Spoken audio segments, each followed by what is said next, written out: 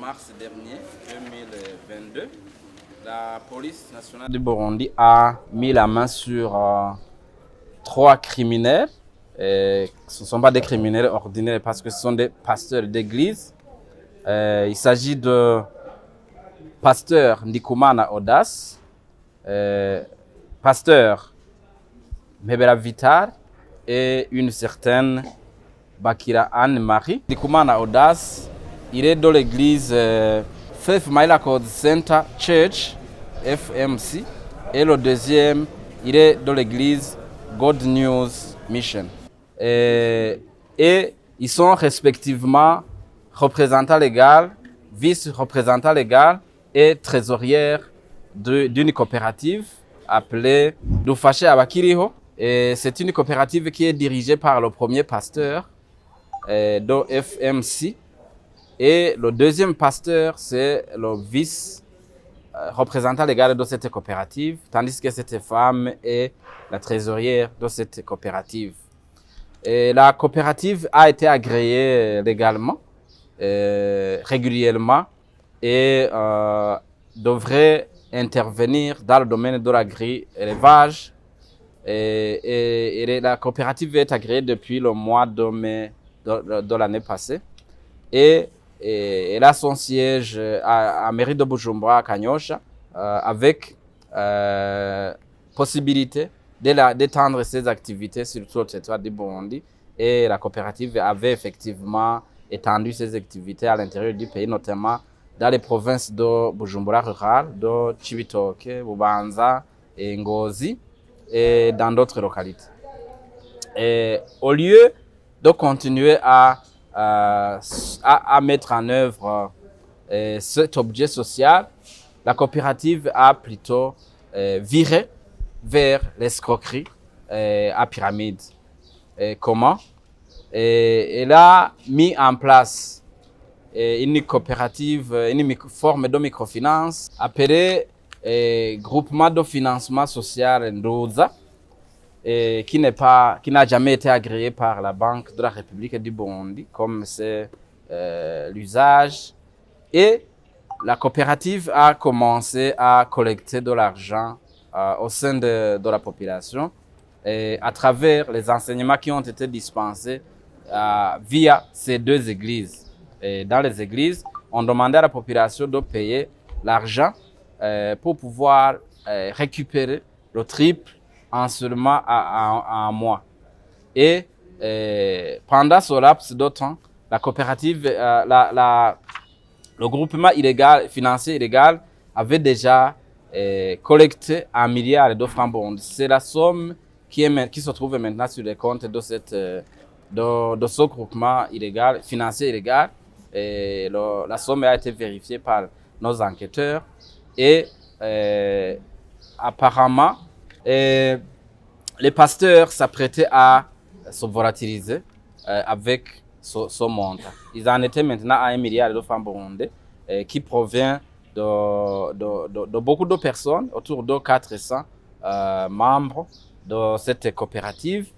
Et n'eût été l'intervention, l'enquête de la police, eh bien, les pasteurs allaient disparaître avec ce montant, comme c'est déjà constaté de par le passé.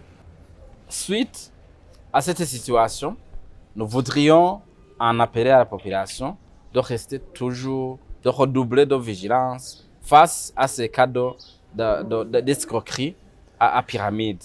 Et comme vous l'entendez souvent ces derniers jours, il y a beaucoup de cas de vol par escroquerie à pyramide ou par plusieurs manœuvres. Vous avez souvent entendu parler des jeux de cirque, de ce qu'on appelle communément ibirimba ou kumena maso. Ce sont des pratiques qui cachent en réalité cette forme de criminalité, ce vol, cette escroquerie à pyramide. Si vous entendez déjà entrer d'enseigner en précisant ces jeux de cirque, ces ibirimba ou ces histoires de kumena maso, eh bien, alertez, adressez-vous à l'administration ou à la police pour que ces gens-là soient appréhendés et traduits devant la justice, parce qu'il s'agit des vols qui sont déguisés.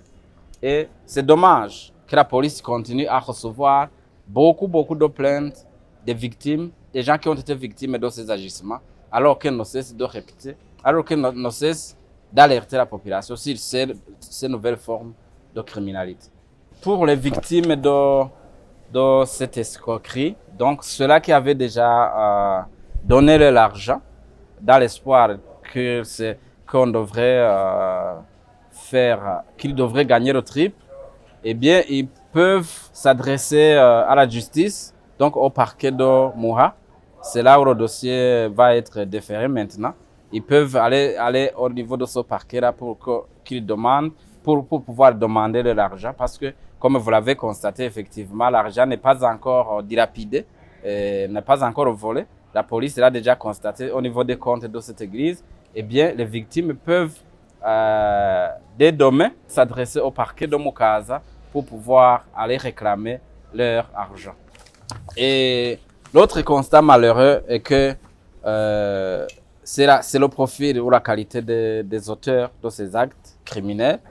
Vous constatez qu'il s'agit des pasteurs d'église. Oui, le ministre leur avait, dans la réunion avec les confessions religieuses, le ministre de l'Intérieur, du Développement communautaire et de la Sécurité publique leur avait demandé de jouer leur rôle aussi dans le développement communautaire, dans le développement du pays, notamment en participant ou en appelant leurs fidèles à participer dans le développement communautaire à travers les coopératives, et surtout les coopératives collinaires. On dirait qu'ils avaient entendu le message et qu'ils avaient effectivement prêché par l'exemple en mettant en place une coopérative, mais malheureusement, ils ont fait le contraire. Ils ont voulu faire de l'escroquerie à pyramide déguisée à travers cette coopérative. Ce n'est pas ce message que le ministre a donné. Non. S'ils veulent participer, contribuer dans le développement du pays, dans le développement de leurs fidèles, eh bien, ils peuvent participer, mettre en place, appeler leurs fidèles à mettre en place, à participer dans des coopératives de développement communautaire, mais des coopératives qui travaillent et agissent conformément à la loi et qui ne cachent pas des intentions criminelles, malsaines, comme celle-là.